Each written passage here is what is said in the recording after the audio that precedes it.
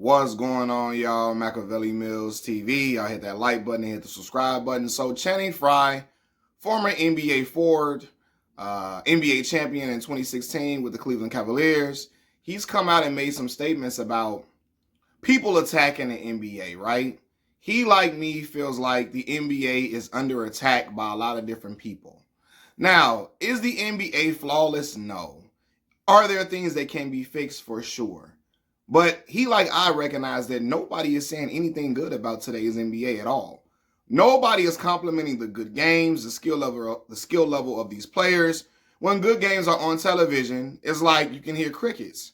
You know what I mean? And don't say it's because it's far and few in between, because it's not. It's a lot of good games on TV, on TNT, ESPN, so on and so forth. We just watched a great game with the LA Lakers and the Denver Nuggets the other day, right? A game that a lot of people didn't expect would go the Lakers' way. But we watched other games be great over the past few weeks, right? Entertaining games for sure. And he like, yo, people never say anything good about the NBA. Every time I turn the TV on, they're trashing it, they're trashing it, they're trashing it. And so then he points out that people are too in love with nostalgia. People always holler out, Kobe Bryant and Michael Jordan's name. And he says, NBA back then wasn't flawless either. It was entertaining, but we had certain lapses and all of that. And he pointed out some things. He like, yo, when people, because he like I recognizes that there are people who really, just want the three-point shooting to decrease and want it to be a little bit more, let the ticky-tack fouls to be stopped. But then he also recognizes that there are certain people who love to criticize today's NBA because LeBron James is the face of the NBA today, right? So there are half of the fans that feel like, man, I just want the three-point shots to decrease, and I want the ticky-tack fouls to stop. Then you have other people who just, regurgitate talking points from other people just to say that, this today's NBA is trash because LeBron James is the face of this league. You know what I mean? And he like, yo, y'all always holler this, oh, Kobe would never, Michael Jordan would never. Michael Jordan would never quit on a team. Michael Jordan would never, sit out, do this, that, and the third. He like, yo, Michael didn't quit, but he stepped away from the game for 2 years, right? And take that, and I got Mike number one on my all-time list. But he like, take that for what you will. Take that for what it's worth, whatever. He stepped away from the game for 2 years. Then he like, yo, people try to say Kobe Bryant would never do this, that, and the third. I'm paraphrasing. But he like, yo, Kobe quit on his team. For real. And stopped shooting. And I've always brought that up when people try to tell me what Kobe Bryant wouldn't do and he the Black Mamba, because Kobe Bryant is a pantheon great player. All-time great player without question. So I always give him his props as a pantheon great player, all time. And I say he's the second greatest difficult shot maker I've ever seen in my life outside of Stephen Curry. But he had flaws too. And in the Kobe Bryant mythos, there's this mythology that he never quit. He never gave up. He never say die. I saw him say die against the Phoenix Suns when they had a 3-1 lead over them. Kobe and the Phoenix Suns lost a 3-1 lead. And he stopped shooting in the second half of that game, right? And I saw every time people make excuses for that performance. Well, Kobe was just trying to prove a point because the media made him mad. The media said he was ball hogging, so he proved a point. I say, dog, knock it the fuck off. If LeBron James stopped shooting the basketball to prove a point to the media, nobody's going to sit here and say all them dudes that's out here trashing that give Kobe the pass, they will never give LeBron that pass that, well, he didn't quit.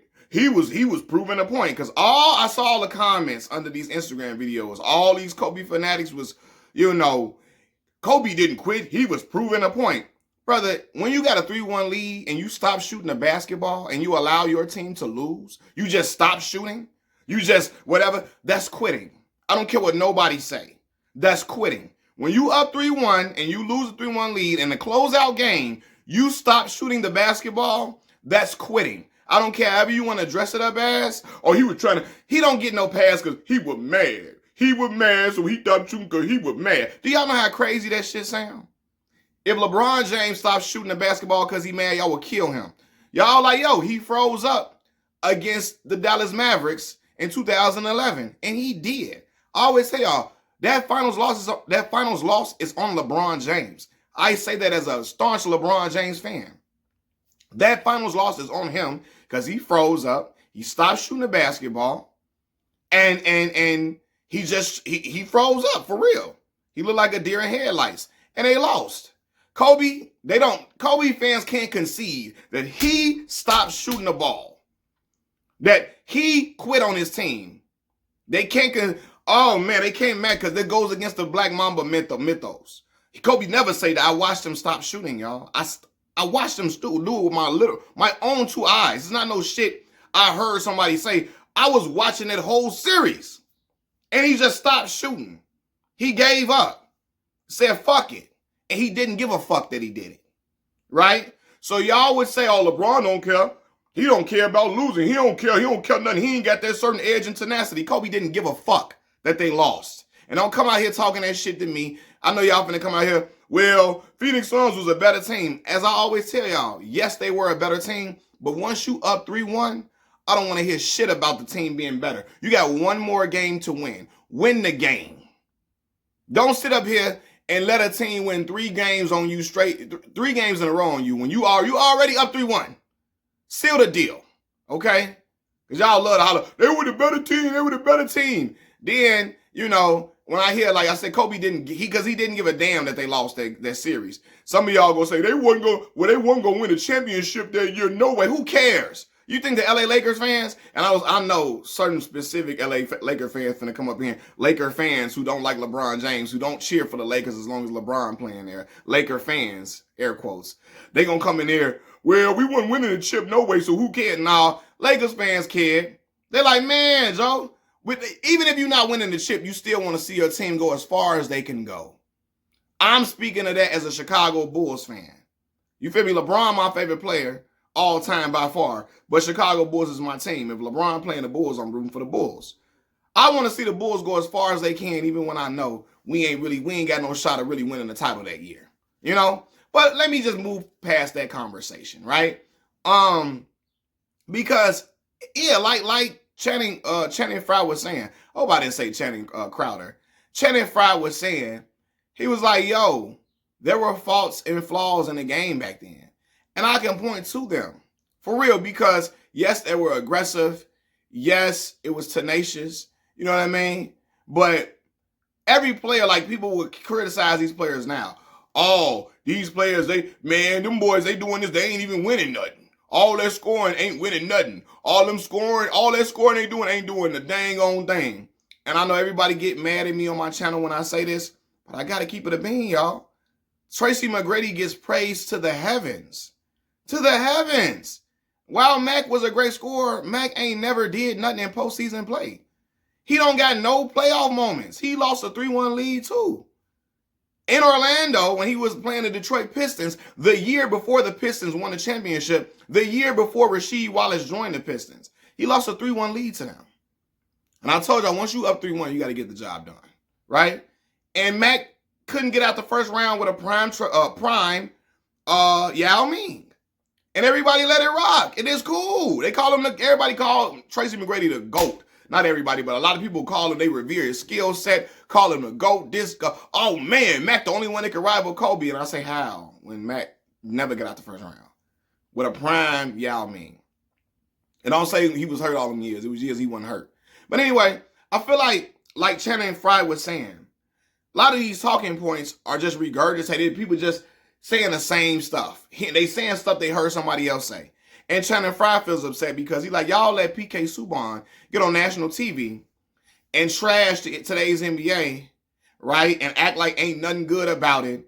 As if, again, ain't nobody watching no damn hockey. That Four Nation shit, I don't care. They gonna get mad at me. That for all that they was showing on TV, show me the ratings to that compared to certain regular NBA games. For real. Like, hockey is a Canadian sport, man. So all of that acting like, oh, hockey's so high and mighty over NBA, hockey ratings are down too. Just like the NBA. Hockey ratings are down 28%. And the real talk, the NBA ratings are really down because they got too many subscription services you got to subscribe to. You got to subscribe to NBA TV, NBA League Pass. You gotta have cable. You then regular TV. It's like, bro, what? You got all these different channels and stuff. Some teams didn't have a network for a while, so yeah, viewership was down. But as I said before, hockey will never be more popular than the NBA. NBA could be out there looking like the Barney League, and hockey will never be more revenue generating than the NBA. Be higher rated, get more ratings than the NBA. It'll never happen. But PK Subban came on there talking crazy. You know what I mean? And again, I'm not saying the NBA is without flaws. Yes, it has its flaws. Yes, there's too much three-point shooting from guys that can't shoot, like Steph Curry. Yes, there are ticky-tack fouls called. But then it's like people be like, all these players, they load manage. They set out all the time. They load manage. And I ask y'all, how many people really load manage for real? Other than Joel Embiid, Kawhi Leonard, Paul George, who really out here load managing for real? Dude might get, you know what I'm saying? He might be a little hurt, a little banged up. It's an 82-game season. He like, yo, all right, if I'm my ankle messed up right now, bro, give me about 2 games. Let me try to get this mug a little bit back healthy, and we be cool. Rather than me playing gimp. Now a lot of y'all gonna say, well, Michael Jordan them used to do this, that, and the third, yada yada yada. Well, back then too, they wasn't making a whole lot of money. So a lot of them dudes, they want to miss out on their bread. They would just get a little shot and try to suck it up or whatever. You know what I mean? But there were times when Derrick Rose, one of my favorite players, Chicago's own, and he was like, it was times where his body didn't feel right. And people were wanting him to play. You should be playing. He like, bro, I would have broke my stuff even more. You know what I'm saying? And I ain't even talking about just the ACL injury. It was times where he had high ankle sprains. And people like, yo, you can come back. Like, yo, if I go out there, I'm going to damage this ankle crazy. When he was in Cleveland, he had something with his ankle, and it was all messed up. People looking like, oh, he go again, trying to sit out. Like, you know what I mean? It's times dudes really like, yo, I can't go right now. Give me 2 games, I'm going to come back. Who do y'all really know sitting out a whole bunch of games like that besides Kawhi Leonard, Paul George, and Joel Embiid? For real. Who you know doing that? And then for all the load management talking, all that, Greg Popovich had Tim Duncan them doing that back then. When David Stern was at the helm. When he was at the helm. You feel me? So, it just be like, he like, yo, all this nostalgia talk, trying to feel like, yo, there were parts about the game that weren't good back then either. Oh, the NBA dunk contest, y'all trash, nobody want to participate. Bro, I remember the NBA, after Kobe Bryant won that year, the NBA dunk contest was so bad, they canceled the dunk contest for a few years until Vince Carter got up in there. It was so bad. And I ain't even, y'all gonna think I'm piling on Kobe Bryant. That dunk contest he won was terrible. It was trash. Now, he participated, all love. It was horrible. Horrible. People don't even remember the dunks that Kobe made or other people made in the dunk contest because it was so bad, right? So everybody, oh, it ain't entertaining no more. These boys that, you know, the dunk contest is trash back in the day. Michael Jordan and Dominique Wilkins them had the dunk contest cracking. For real. And some people feel like Neek should have won at least one of them joints. But, yeah, man, like it's like it was, there were points in the game across the NBA when stuff wasn't as good. It wasn't. You know what I mean? Yes, I loved it, but it's like it's a concerted effort to trash the product. And he like, yo, who want to be the face of the league when y'all try to trash the current face, LeBron James, like a motherfucker? And he like, yo, LeBron is one of the greatest players to ever play this game. He's one of the greatest players to ever lace them up. Number 2 all time, in my opinion. And I'm only really, if you put Kareem above LeBron, cool. Other than that, I ain't really trying to hit. I'm not. But like, yo, he like, yo, why would Anthony Edwards not want to be the face of the league when they know y'all gonna trash him and call it terrible? Have hockey dudes talking crazy on basketball. Get up out of here with that hockey stuff. I'm sorry.